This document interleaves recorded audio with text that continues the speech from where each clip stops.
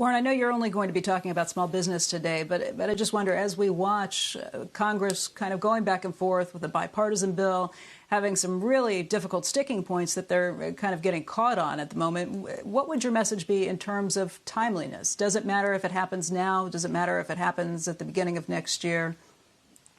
It's got to happen soon. You know, I mean, if your boat's going down, you need help, and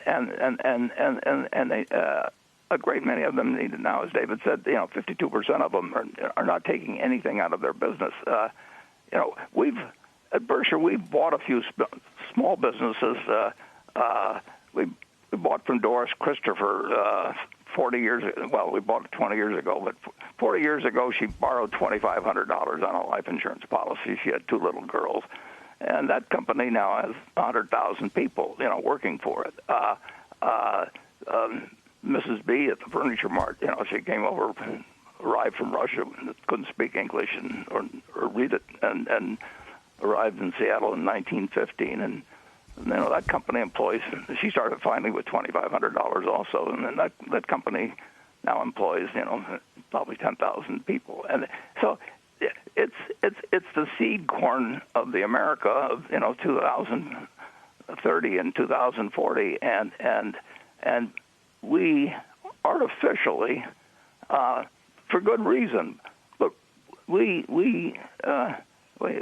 took out that section that supply, that particularly take restaurants or gyms or brick and mortar retail, and we are in the process of dashing the dreams that will in many cases turn into the employees of thousands and thousands, tens of thousands of people later on, and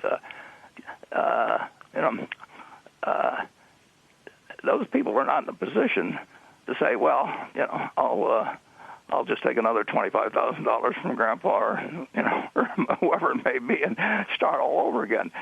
They've put everything they've got into the businesses they're in, and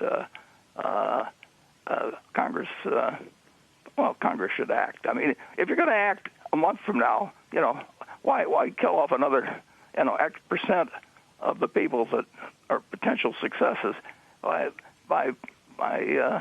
procrastination or arguments or political differences? We know it's a good idea. We've already done it, but what we didn't know was exactly how long the pandemic would last, and how long people would have lingering fears and so on about going into restaurants or whatever it may be, or gyms.